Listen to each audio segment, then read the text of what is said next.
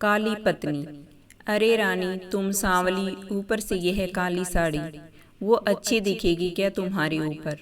पहले ही तुम्हारे रंग को देखकर लोग ताना मारते हैं। पूरब रानी को बोला, देखो ना पूरब, मैं बोलती तो कहती, सांस बोलती रहती है हमेशा। ऐसा लगता है जैसे कौवे को काला टीका लगाया हो। पति और सास का बोलना सुनकर जरा उदास हो गई। वो काली नहीं थी, कृष्ण वर्णनीय और रानी नाक नकस में अच्छी थी, पर पति और सास कलर को लेकर रानी को हमेशा ताना मारते थे। क्या करेगा वो भी, वह गोरा और रानी काली। लोगों का क्या, वो तो नाम रखने में पीएचडी होते हैं। ब्लैक और वाइट जोड़ी बोलते थे दोनों को। पूरब का मन वैसे साफ था। रानी को अगर कोई कलर को लेकर बोलता तो उसे जरा भी अच्छा नहीं लगता था, इसलिए वह भी थोड़ा बहुत बोल देता था ताकि वह जिद ना करे। लेकिन जब वह बोलता था तो उसे इस बात का पछतावा होता था। उसकी माँ घर में हमेशा कड़वाहट रखती थी। आज भी वैसे ही हुआ। घर में उत्सव के माहौल में सुबह जब सास ने रानी से बात की तो वह थोड़ी घबराई हुई थी। उसका चेहरा भी शांत था। पूरा वास्तव में खुद पर शर्मिंदा था। अपराधी की तरह बैठने के बजाय वह काम के लिए बाहर गया। कई सारी महिलाएं काली साड़ी पहनकर सड़कों पर चल रही थी। सभी ही गोरी थी ऐसा नहीं था, लेकिन उन पर वह काली साड़ी अच्छी लग रही थी। पूरब काम की जगह पर गया। उसका बचपन का दोस्त विक्की और उसका पूरा परिवार साथ में था। जान पहचान हुई तभी पीठ के पीछे से विक्की की पत्नी आई। वह भी काली सांवली ही थी, काली साड़ी पहनी थी उसने। पीछे से एक आवाज आई, प्रतीक्षा दीदी, अच्छी दिख रही हो आप। आपकी साड़ी भी अच्छी है और आप भी। प्रतीक्षा के चेहरे पर खुशी आई। उससे ज्यादा विक्की खुश हो गया था। पूरब विक्की को कुतूहल से देख रहा था। विक्की ने वह देखा और जाना। वो पूरब के सवालों को हल करना चाहता था।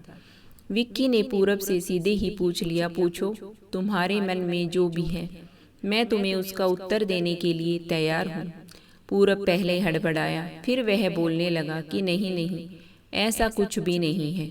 विक्की ने पूरब से कहा, तुम मुझे नहीं जानते कि मैं लोगों का मन कितने अच्छे से पढ़ सकता हूँ। तुम तो मेरे बचपन के मित्र हो।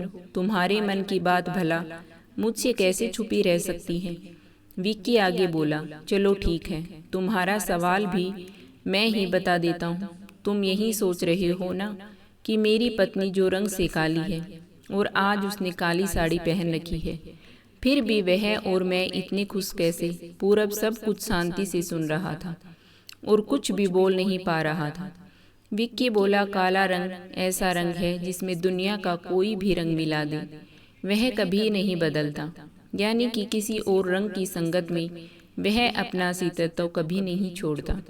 इसी प्रकार प्रतीक्षा भी दिल से एकदम उस कलर की जैसी है, कभी भी रंगीन ना होने वाली लड़की है। वह अपनी मर्जी के लिए, यही मुझे लगता है। मैं उसे खुश देखना चाहता हूँ। लोगों का क्या, वह तो बैठे ही हैं बुरा भला बोलने के लिए। गोरी औरत रही तो छिपकली बोलते हैं, काली होती है तो चूहा या कौवा बोलते हैं। क्या क्या नहीं बोलते लोग। ताना मारने वाले मारते रहें, हमें हमेशा खुश रहना चाहिए। वही मैं अब कर रहा हूँ। वो सुबह मुझे बोली, मैं कैसी दिख रही हूँ? अच्छी लग रही हो तुम। ऐसा बोलने पर उसके चेहरे पर वह कोलगेट स्माइल देखकर मुझे सकारात्मक ऊर्जा मिली। घर से बाहर निकले तो सभी बोलने लगे कि अच्छी लग रही हो भाभी। हम दोनों ने अच्छे मन से यह बात सोची, कोई ना कोई ताना मारने के लिए बोला ही होगा ना। उस वजह से जीने की दिशा क्यों बदले? पूरब को उसके घर का सुबह का माहौल याद आया। वह खुद पर ही चिढ़ गया। उसे लगा वो सचमुच में गलत था। मैं ही रानी को दुख देता हूँ, उस वजह से सब उसे बोलते हैं। अब मुझे ही अपना भूल सुधार कर उससे माफ़ी मांगनी होगी। उसने हंसते हुए विक्की को अलविदा कहा। अपना काम निपटा कर वह एक साड़ी की दुकान पर गया। रानी के लिए उसने काले रंग की साड़ी ली और घर गया। घर जाने के बाद रानी शांत बैठी थी। उसने रानी को आवाज़ दी और साड़ी उसके हाथों में दे दी। रानी को जरा अलग ही लगा। उसने प्रसन्न आर्थक नज़रों से पूरब की ओर देखा। उसने बॉक्स खोल कर देखा तो काले रंग की साड़ी थी। रानी, मैं लाया हूँ तुम्हारे लिए यह साड़ी। आज पहन के दिखाओ कैसी दिखती हो तुम। अच्छी नहीं लगी तो बदल देंगे साड़ी को। देखने तो दो कैसी दिखती हो तुम इस रंग में। रानी को जरा अच्छा लगा। चलो तैयार हो जाओ जल्दी, हम जरा बाहर जाकर आते हैं, एक क्लाइंट के पास जाना है। उन्होंने बुलाया है जोड़ी में।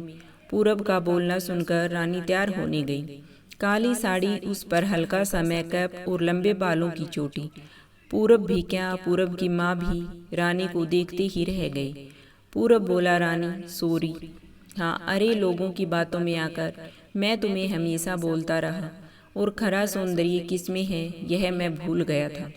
रंग दो ही हैं यह जानकर फिर जीना छोड़ दें क्या, अपनी खुद की पसंद छोड़ दें क्या। तुम्हें काले रंग की साड़ी पहनना बहुत अच्छा लगता था ना, पर मैं हमेशा तुम्हें टोकता रहा। अब मुझे समझ में आया किसी भी रंग में रंगते वक्त मन साफ हो तो खूबसूरती निखरती है। तुम चाहती हो वैसे ही जियो, मैं कभी भी तुम्हें नहीं बोलूँगा। और हाँ, सचमुच सुंदर दिखती हो तुम, तुम्हारे रंग पर अच्छा खिलता है यह काला रंग। रानी के चेहरे की लाली और भी ज्यादा बढ़ गई थी। यह बात सुनकर शर्मा कर वह पूरब को बोली, क्या आप भी। पूरब ने रानी को मुस्कुराती हुई चेहरा देखा और उसके बदले हुए विचारों से पूरब खुश हुआ। मन ही मन में पूरब ने विक्की को धन्यवाद किया, क्योंकि यह परिवर्तन विक्की के शब्दों द्वारा हुआ था।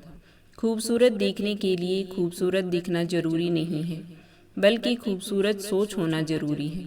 इंसान का अगर मन सुंदर है तो इससे कोई फर्क नहीं पड़ता कि वह किस रंग का है।